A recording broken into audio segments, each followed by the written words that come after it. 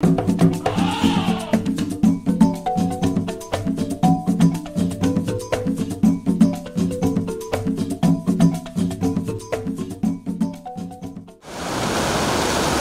April 2024, a flash flood swept through Maimahiu, killing at least 71 people in their sleep.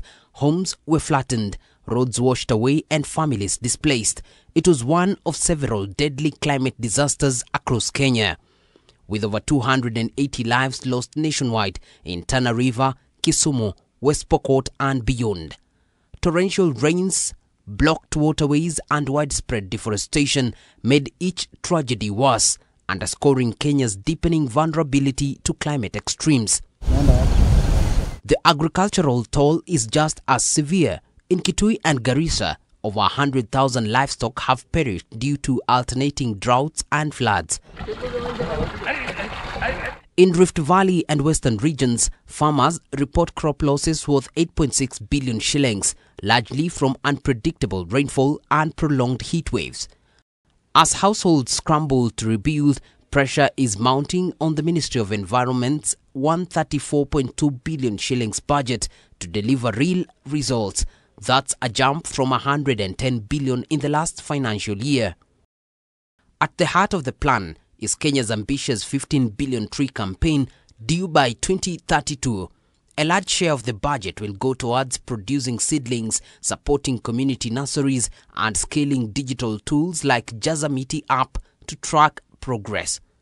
However, the biggest funding boost goes to water resource management, which sees 160% increase from 20 billion to 52 billion shillings. This will finance borehole drilling, flood control systems, and river basin protection in vulnerable counties. Agroforestry and commercial forestry also receive a major uplift with an 80% rise in funding. The government sees trees not just as climate solution but as a potential economic driver tied to sustainable land use.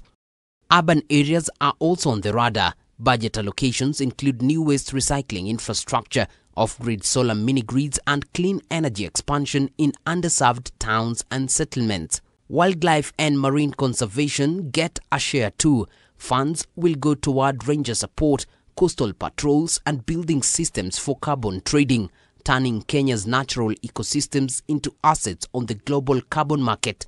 To prepare for future shocks, the budget also strengthens early warning systems and disaster response tools. More funding is expected for meteorological services and national coordination around drought and flood management. External partners are stepping in as well. Roughly 50 billion shillings in donor funds will support county-led programs like FLOCA and World Bank-backed sanitation projects, especially in climate-stressed regions like Taita Taveta and Nyandarua.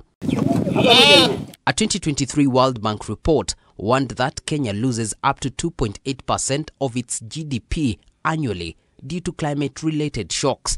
This budget is not just about spending, it's about slowing that economic bleeding and building long-term resilience.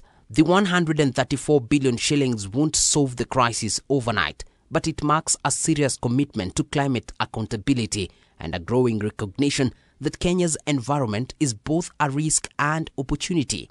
The real test now, turning numbers into impact. For Voice of Nature, I'm David Kagina.